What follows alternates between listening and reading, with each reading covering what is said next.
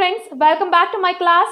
So ತುಂಬಾ ಜನ ವಿದ್ಯಾರ್ಥಿಗಳು ಏನಂದ್ರೆ ಸಪ್ಲಿಮೆಂಟರಿ ಸೈನ್ಸ್ ಎಕ್ಸಾಮಿನೇಷನ್ ಗೆ ಸಾಕಷ್ಟು ವಿಡಿಯೋಗಳನ್ನು ಮಾಡಿದ್ದೀನಿ, ಬಟ್ ಲೈಫ್ ಪ್ರೋಸೆಸ್ ಬಗ್ಗೆ ಕೆಲವೊಂದು ಐಡಿಯಾಸ್ ಕೊಡಿ ಮೇಡಮ್, ಯಾವುದೆಲ್ಲ ಇಂಪಾರ್ಟೆಂಟ್ ಅಂತ ಓದ್ಕೊಳ್ಬೇಕು ಅಂತ ಕೇಳಿದ್ದೀರಾ.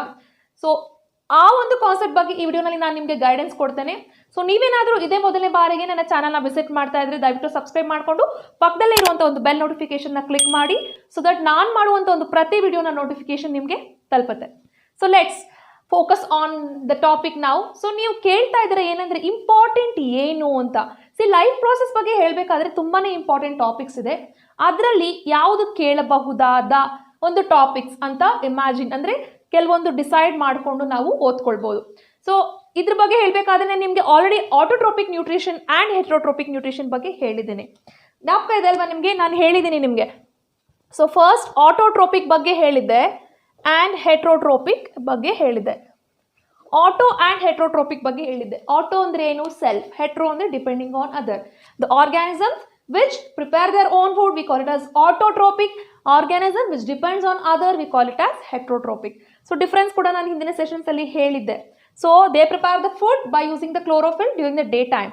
So these they prepare the food any time of the day because they are depending on the autotrophs. So ಈ ತರ ಸಿಂಪಲ್ ಆಗಿ ಬರೆದ್ರೂ ಸಾಕು. ಸೊ ಈ ಲೆಸನ್ ಅಲ್ಲಿ ಇನ್ನೊಂದು ಇಂಪಾರ್ಟೆಂಟ್ ಆಗಿ ನೀವು ಕಾನ್ಸಂಟ್ರೇಟ್ ಮಾಡಬೇಕಾಗಿರೋದು ಏನು ಅಂತಂದ್ರೆ what happens during the process of photosynthesis ಅಂತ ಇದೆ. ಈ 3 ಪಾಯಿಂಟ್ಸ್ ಇದೆ, ನಿಮ್ಮ ಬುಕ್ಕಲ್ಲಿ ನೋಡ್ಬೋದು. ಈ 3 ಪಾಯಿಂಟ್ಸ್ ಇದೆ, ಬೇಕಾದ್ರೆ ನೋಡಿ. ಸೊ ಈ ಕಾನ್ಸೆಪ್ಟ್ ಬಗ್ಗೆ ತುಂಬಾನೇ ಕಾನ್ಸಂಟ್ರೇಟ್ ಮಾಡಿ. ತುಂಬಾ ಸಲ ಕೇಳಿದ್ದಾರೆ ಇದನ್ನ, ಇದು ಕೇಳೋ ಚಾನ್ಸಸ್ ಇರುತ್ತೆ. ಈ ಕಾನ್ಸೆಪ್ಟ್ ಅಲ್ಲಿ ಡ್ರಾಯಿಂಗ್ ಕೇಳೋದಿಲ್ಲ ನಿಮ್ಗೆ. ಇಲ್ಲಿ ನೋಡಿ 3 ಪಾಯಿಂಟ್ಸ್ ಇದೆ. What happens during the process of photosynthesis ಅಂತ ಕೇಳಿದ್ದಾರೆ. 3 ಪಾಯಿಂಟ್ಸ್ ಇದೆ. ಸೊ ಒಂದು ಏನಾಗುತ್ತೆ ಅಂದರೆ ಫೋಟೋಸಿಂಥಸಿಸ್ ಆಗಬೇಕಾದ್ರೆ absorption of light energy by chlorophyll. ಎಲ್ಲಿ ಕ್ಲೋರೋಫಿಲ್ ಇರುತ್ತೆ? ಲೀವ್ಸ್ ಅಲ್ಲಿ ಕ್ಲೋರೋಫಿಲ್ ಇರುತ್ತೆ. So the chlorophyll absorbs the light energy. Next ಏನು ಮಾಡುತ್ತೆ? ಅಬ್ಸಾರ್ಬ್ ಮಾಡಿದ್ಮೇಲೆ it converts the light energy into chemical energy. That is the second important point. ತುಂಬಾನೇ easy ಇದೆ friends, ನಿಮ್ಗೆ ಎಲ್ರಿಗೂ ಕೂಡ ಓದ್ಕೊಳ್ಳೋಕೆ 100% ಆಗುತ್ತೆ, ಓದ್ಕೊಳ್ಳಿ. ಸೊ ದೆನ್ ಥರ್ಡ್ ಪಾಯಿಂಟ್ ಏನಂತಂದ್ರೆ ಇಲ್ಲಿ ಕಾರ್ಬನ್ ಡೈಆಕ್ಸೈಡ್ ಏನಿದೆ ಒಂದು ರಿಯಾಕ್ಟೆಂಟ್ ಸೈಡ್ ಅಲ್ಲಿ, ಇದು carbon dioxide is getting reduced into carbohydrates. That is what exactly we call it as glucose. Okay, so ಈ ಟಾಪಿಕ್ ಇಂಪಾರ್ಟೆಂಟ್, ಇದನ್ನ ಓದ್ಕೊಳ್ಳಿ ಲೈಫ್ ಪ್ರೋಸೆಸ್ನಲ್ಲಿ. ಸೊ ಅದನ್ನ ಬಿಟ್ಟು ನಿಮಗೆ ಆಕ್ಟಿವಿಟಿ ಬೇಸ್ಡ್ ಕ್ವೆಶನ್ಸ್ ಅಂತ ಕೇಳೋದಾದ್ರೆ ಇಲ್ಲೊಂದು ಆಕ್ಟಿವಿಟಿ ಇದೆ, ನೀವು ಗಮನಿಸಬಹುದು. Starch test. ಓಕೆ, ಸೊ ಇದು ಅಯೋಡಿನ್ ಟೆಸ್ಟ್ ಅಂತ ಅಯೋಡಿನ್ ಟೆಸ್ಟ್ ಇದು actually to know the presence of starch. Okay, leaves ಅಲ್ಲಿ ಸ್ಟಾರ್ಚ್ ಇದೆಯಾ ಇಲ್ವಾ ಅಂತ ನಾವೇನು ಮಾಡ್ತೀವಿ? ಐಡಿನ ಯೂಸ್ ಮಾಡ್ತೀವಿ. ಸೊ ಈ ಒಂದು ಆಕ್ಟಿವಿಟಿನ ಓದ್ಕೊಳ್ಳಿ. ಏನಾದರೂ ಇದ್ರ ಬಗ್ಗೆ ಡೌಟ್ ಇದೆ ಕಮೆಂಟ್ ಬಾಕ್ಸಲ್ಲಿ ಮೆನ್ಷನ್ ಮಾಡಿ, ನಾನು ನಿಮಗೆ ಹೆಲ್ಪ್ ಮಾಡ್ತೇನೆ. ಸೊ ಅದು ಬಿಟ್ಟರೆ ನಿಮಗೆ ಡಯಾಗ್ರಾಮ್ ವೈಸ್ ಇಲ್ಲಿ ಸ್ಟೊಮ್ಯಾಟಾ ಇದೆ. ಸ್ಟೊಮ್ಯಾಟಾನ ವೆರಿ ರೇರ್ಲಿ ಕೇಳ್ತಾರೆ. ಸೊ ಸ್ಟೊಮ್ಯಾಟಾ ಬಗ್ಗೆ ಒಂದೆರಡು ಸೆಂಟೆನ್ಸ್ನ ತಿಳ್ಕೊಂಡಿರಿ. So what is a stomata? Where it is present? It is present in the leaves. ಹೌದಲ್ವಾ? ಸ್ಟೊಮ್ಯಾಟಾ ಎಲ್ಲಿರುತ್ತೆ? ಎಲೆಗಳಲ್ಲಿ ಇರುತ್ತೆ. So this stomata is having the minute pores which it looks like this. ನಾನು ನೋಡಿಸ್ತೀನಿ ನೋಡಿ, ನಿಮಗೆ ಸ್ಟೊಮ್ಯಾಟಾ ಹೀಗೆ ಕಾಣುತ್ತೆ. So this actually it is called as guard cells. So ಏನಾಗುತ್ತೆ ಇಲ್ಲಿ? Exchange of gases and it also helps in the process of transpiration, that is loss of water. So 2 points ತಿಳ್ಕೊಂಡಿರಿ stomata ಬಗ್ಗೆ. So next ಹೇಳೋದಾದ್ರೆ ಇನ್ನೊಂದಿದೆ ಇಲ್ಲಿ activity based question. So ಇಲ್ಲಿ ನಿಮಗೆ probably ಏನು ಕೇಳ್ತಾರೆ ಅಂತಂದ್ರೆ ದೇರ್ ಇಸ್ 2 ಪ್ಲಾಂಟ್ ಸೆಟಪ್. ಒಳಗಡೆ ಒಂದು ಸೆಟಪ್ಪಲ್ಲಿ ಏನು ಮಾಡಿದ್ದಾರೆ, ಇಲ್ಲಿ ಒಂದು ಸೆಟಪ್ಪಲ್ಲಿ ಏನು ಮಾಡಿದರೆ KOH ನ ಪ್ಲೇಸ್ ಮಾಡಿದರೆ. So what is the reason to place the KOH in the first setup? ಯಾಕೆ? ಬಿಕಾಸ್ KOH ಅಂದರೆ potassium hydroxide. Potassium hydroxide, it absorbs the carbon dioxide. That is the reason it is kept in the first set. Okay, so next ಈ ಲೆಸನಲ್ಲಿ ನಿಮಗೆ ಈ part ತುಂಬಾ important, ದಯವಿಟ್ಟು ಓದ್ಕೊಳ್ಳಿ. ಈ part ತುಂಬಾ important. Human digestive system. Suppose question answers ಕೇಳಲಿಲ್ಲ ಅಂತಂದರೆ 100% ನಿಮಗೆ ಡಯಾಗ್ರಾಮ್ ಕೇಳುವಂಥ ಚಾನ್ಸಸ್ ಇರುತ್ತೆ. ಓಕೆ, ಸೊ ಇಲ್ಲಿ ನಿಮ್ಗೆ ಏನಂತ ಕೇಳ್ಬೋದು ಅಂದರೆ ಪ್ರಾಬಬಲಿ ನಿಮಗೆ ಕಂಪ್ಲೀಟ್ ಆಗಿ ನಾನು ಹಿಂದಿನ ಸೆಷನಲ್ಲಿ ಹೇಳ್ದಂಗೆ ಇದನ್ನು what is human digestive system entire ಆಗಿ ಎಕ್ಸ್ಪ್ಲೈನ್ ಮಾಡಿ ಅಂತ ಕೇಳದೇ ಇರ್ಬೋದು. ಬಟ್ MCQನಲ್ಲಿ ಕೇಳ್ಬೋದು, name the enzyme which is helping in the digestion of protein. ಈ ರೀತಿ 1 ಮಾರ್ಕ್ ಕ್ವೆಶನ್ಸ್ನ ಕೇಳ್ತಾರೆ. ಓಕೆ, ಕಾನ್ಸೆಪ್ಟನ್ನು ಓದ್ಕೊಳ್ಳಿ. ಓದಾದ್ಮೇಲೆ ಏನಾದರೂ ಡೌಟ್ ಇದ್ದರೆ ಆಸ್ ಯೂಶುವಲ್ ಕಾಮೆಂಟ್ ಬಾಕ್ಸಲ್ಲಿ ಮೆನ್ಷನ್ ಮಾಡಿ. ಡೆಫಿನೆಟ್ಲಿ ನಾನು ನಿಮಗೆ ಅದಕ್ಕೆ ಆನ್ಸರ್ಸ್ ಕಳಿಸ್ಕೊಡ್ತೇನೆ. ಸೊ ನೆಕ್ಸ್ಟ್ ಈ ಲೆಸನಲ್ಲಿ ನಿಮಗೆ ಇಂಪಾರ್ಟೆಂಟ್ ಆಗಿರುವಂಥ ಟಾಪಿಕ್ ಬಂದು ಇದು page number 68, breaking down off glucose. ಈ ಟಾಪಿಕ್ ತುಂಬಾ ಇಂಪಾರ್ಟೆಂಟ್. ಓಕೆ, ಸೊ ಇದನ್ನು ಈಸಿಯಾಗಿ ಜ್ಞಾಪಕ ಇಟ್ಕೊಳ್ಳೋದು ಹೇಗೆ ಅಂತ ಹೇಳ್ಕೊಡ್ತೀನಿ. ಸ್ಕಿಮ್ಯಾಟಿಕ್ ರೆಪ್ರೆಸೆಂಟೇಷನ್ ಇದೆ ನೋಡಿ, ಈ ರೀತಿ ಸ್ಕಿಮ್ಯಾಟಿಕ್ ರೆಪ್ರೆಸೆಂಟೇಷನ್ ಇದೆ ನಿಮ್ಮ ಟೆಕ್ಸ್ಟ್ ಬುಕ್ನಲ್ಲಿ. ಸೊ ಇದು ಏನು ಅಂತಂದರೆ breaking down off glucose. So ಇಲ್ಲಿ ಏನಾಗುತ್ತೆ ಅಂತಂದರೆ the glucose is, you know that it is the 6 molecules of carbon is present in the glucose. We call it as C6H12O6. So glucose is C6H12O6.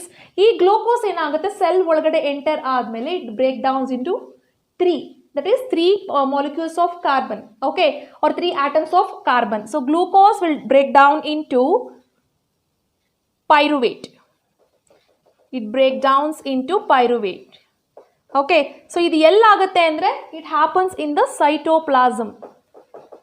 Okay, so ಇದನ್ನ ನಾವು ಕಟ್ಕೊಳ್ಳಿ. ಇನ್ನೊಂದ್ಸಲಿ ಹೇಳ್ತೀನಿ ನೋಡಿ. the glucose enters into cytoplasm ಎಲ್ಲಿರುತ್ತೆ cell ಒಳಗಡೆ ಇರುತ್ತೆ. So cytoplasm ಅಲ್ಲಿ ಹೋದ್ಮೇಲೆ ಏನಾಗುತ್ತೆ it breaks down into pyruvate. what is pyruvate? Pyruvate is 3 carbon molecules or 3 carbon atoms.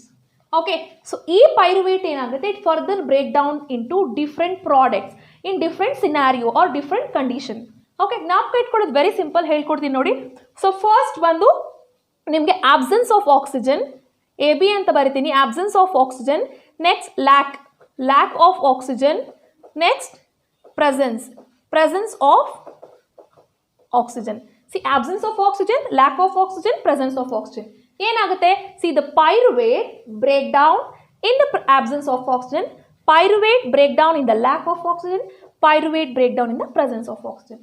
ಎಲ್ಲೆಲ್ಲಾಗುತ್ತೆ ಅಂತ ಜ್ಞಾಪಕ ಇರಬೇಕು. ಸೊ ಪ್ರೆಸೆನ್ಸ್ ಆಫ್ ಆಕ್ಸಿಜನ್ ಅಂದರೆ ಎಲ್ಲಿ? It is in the mitochondria.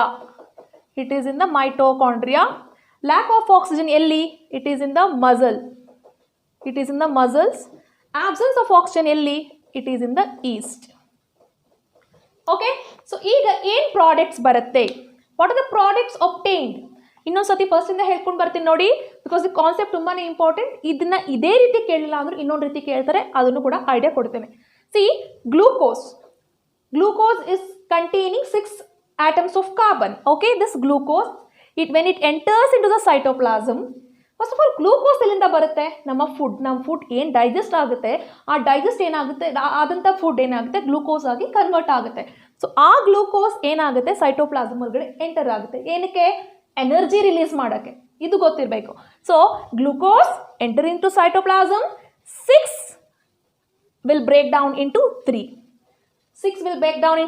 So now this pyruvate, it will release some amount of, when it is broken down, what happened in the presence of oxygen, in the lack of oxygen and in the absence of oxygen, it release some different products in different scenarios ಅಥವಾ different condition ಅಲ್ಲಿ. So ಯಾವುದೆಲ್ಲ products release ಮಾಡುತ್ತೆ?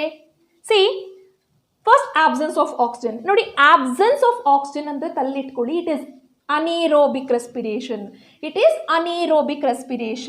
Next, presence of oxygen andre it is aerobic respiration. Okay, so lack of oxygen is same as lack of oxygen. Okay, so absence of oxygen alli pyruvate is broken down in the absence of oxygen. What are the products obtained? Yen product barutte? See, the products obtained are ethanol plus carbon dioxide plus energy. Ethanol plus carbon dioxide plus energy. In the lack of oxygen, what are the products obtained? The products obtained are lactic acid plus energy. Next, in the presence of oxygen, carbon dioxide plus water plus energy. So ನೋಡಿ, complete ಪ್ರಾಸೆಸ್ಸನ್ನು ಇನ್ನೂ simple ಆಗಿ ಹೇಳ್ಕೊಡ್ತೀನಿ. So ಈ ಒಂದು schematic representation ನಿಮ್ಮ ತಲೆಯಲ್ಲಿ ಇರಬೇಕು. Once again ಫೈಲಲ್ಲಿ ಹೇಳ್ಕೊಡ್ತೀನಿ ನೋಡಿ. ಗ್ಲೂಕೋಸ್ ನಿಮ್ಮ ಬಾಡಿನಲ್ಲಿ ಫುಡ್ ಡೈಜೆಸ್ಟ್ ಆದಮೇಲೆ ಗ್ಲೂಕೋಸ್ ರಿಲೀಸ್ ಆಯಿತು. ಆ ಗ್ಲೂಕೋಸ್ ಎಲ್ಲಿಗೆ ಹೋಯಿತು? ಸೈಟೋಪ್ಲಾಸಮ್ ಒಳಗಡೆ ಹೋಯಿತು. ಏನಾಯಿತು? 6 carbon atoms will break down into 3. ಅದನ್ನು ಏನಂತ ಕರಿತೀವಿ? 3 ಕಾರ್ಬನ್ ಮಾಲಿಕ್ಯೂಲ್ ನಾವು ಪೈರುವೇಟ್ ಅಂತ ಕರಿತೀವಿ. So the pyruvate will further broken down. So it broken down in 3 different scenarios, 3 different conditions ಅಂತ ಹೇಳ್ತೀವಿ. First, in the absence of oxygen ಅಲ್ಲಿ ಹೇಗೆ ಬ್ರೇಕ್ ಆಗುತ್ತೆ? ಸೊ ಆಬ್ಸೆನ್ಸ್ ಆಫ್ ಆಕ್ಸಿಜನ್ ಎಲ್ಲಾಗುತ್ತೆ? ಈಸ್ಟ್ ಅಲ್ಲಿ. Okay, products obtained are ethanol, carbon dioxide, energy. ನಿಮ್ಮ ಎಕ್ಸಾಮಲ್ಲಿ suppose ಇದನ್ನು 3 ಮಾರ್ಕ್ಗೆ ಕೇಳಲಿಲ್ಲ ಅಂದರೆ 1 ಮಾರ್ಕ್ಗೆ ಕೇಳ್ತಾರೆ. ಏನಂತ ಕೇಳ್ತಾರೆ? What are the products obtain during the anaerobic respiration. ಏನು ಅನ್ಏರೋಬಿಕ್ ರೆಸ್ಪಿರೇಷನ್ ಅಂದರೆ? Anaerobic respiration is same as This is absence of oxygen. What are the products obtained? Ethanol, carbon dioxide, energy. Okay, very simple. Next, name the products obtained during the aerobic respiration ಅಂತ ಕೇಳ್ತಾರೆ. Suppose ಈ schematic representation ಕೇಳಲಿಲ್ಲ ಅಂದರೆ what is aerobic? Again presence of oxygen. ಹೌದಲ್ವಾ? ಎಲ್ಲಿ ಆಗುತ್ತೆ ಅದು? ಮೈಟೋಕಾಂಡ್ರಿಯಾದಲ್ಲಿ ಆಗುತ್ತೆ. Okay, and the products obtained are carbon dioxide, water and the energy. Fine. So next, lack of oxygen muscles ಅಲ್ಲಿ. First of all lack of oxygen ಯಾಕಾಗುತ್ತೆ ಮಸಲ್ನಲ್ಲಿ? Sudden ಆಗಿ ನೀವು ಎಕ್ಸಸೈಸ್ ಮಾಡಿಬಿಟ್ರೆ, ಸಡನ್ ಆಗಿ ನೀವು ರನ್ ಮಾಡಿದ್ರೆ, ಸಡನ್ ಆಗಿ ಜಂಪ್ ಮಾಡಿದ್ರೆ ಏನಾಗುತ್ತೆ? ನಿಮ್ಮ ಮಸಲ್ಸ್ಗೆ ಸಪ್ಲೈ ಆಫ್ ಆಕ್ಸಿಜನ್ ಕಡಿಮೆ ಆಗುತ್ತೆ. ಆಗ ನಾವು ಅದನ್ನು ಏನಂತೀವಿ? ಲ್ಯಾಕ್ ಆಫ್ ಆಕ್ಸಿಜನ್ ಅಂತ ಕರಿತೇವೆ. So this lac of oxygen will releases lactic acid and energy. ಅದಕ್ಕೆ ನಿಮಗೆ ಏನಾಗುತ್ತೆ? ಕೆಲವೊಂದ್ಸಲಿ ಮಸಲ್ ಕ್ರ್ಯಾಂಪ್ಸ್ ಆಗುತ್ತೆ. ಫೈನ್, ಮಸಲ್ ಕ್ರ್ಯಾಂಪ್ಸ್ ಆಗುತ್ತೆ. So this is how we get different products in different scenarios when the glucose is broken down. When the glucose is broken down into pyruvate, this pyruvate again further broken down. In the absence of oxygen, lack of oxygen and the presence of oxygen, it gives these products. Okay, simple ಆಗಿ ಅರ್ಥ ಮಾಡ್ಕೊಳ್ಳಿ. ಏನು ಹೇಳಿದೀನಿ? absence ಅಂದ್ರೆ anaerobic, presence ಅಂದ್ರೆ aerobic. Okay, so ಈ concept important. So ಇದನ್ನ ಬಿಟ್ಟು ನಿಮಗೆ ಇನ್ನೇನು ಇಂಪಾರ್ಟೆಂಟ್ ಕಾನ್ಸೆಪ್ಟ್ ಬರುತ್ತೆ ಅಂತ ಹೇಳೋದಾದ್ರೆ, transportation in the human beings. ನೋಡಿ ಡಯಾಗ್ರಾಮ್. ಸೊ ಈ ಎಂಟೈರ್ ಲೆಸನ್ ಅಲ್ಲಿ ಸಪೋಸ್ ಯಾವುದು ಕಾನ್ಸೆಪ್ಟ್ ಕೇಳಲಿಲ್ಲ ಅಂದರೆ, ಈ ಕಾನ್ಸೆಪ್ಟ್ ಕೇಳೋ ಚಾನ್ಸಸ್ ಇರುತ್ತೆ, 1 ಮಾರ್ಕ್ಗಾದರೂ ಕೇಳಬಹುದು. ಸೊ ಕೇಳಲಿಲ್ಲ ಅಂತಂದರೆ human heart diagram. Human heart diagram is very important. Human heart diagram ಕೇಳ್ತಾರೆ. ಕೇಳಲಿಲ್ಲ ಅಂದರೆ ಹಾರ್ಟ್ ಬಗ್ಗೆ ಏನು ಕೇಳ್ತಾರೆ? ಡಬಲ್ ಸರ್ಕ್ಯುಲೇಷನ್ ಕೇಳ್ತಾರೆ. ಡಬಲ್ ಸರ್ಕ್ಯುಲೇಷನ್ ಅಂದರೆ ಏನು? ಹಾರ್ಟ್ಗೆ 2 ಟೈಮ್ಸ್ ಬ್ಲಡ್ ಎಂಟರ್ ಆಗುತ್ತೆ. ಓಕೆ, ಹಾರ್ಟ್ಗೆ 2 ಟೈಮ್ಸ್ ಬ್ಲಡ್ ಎಂಟರ್ ಆಗುತ್ತೆ.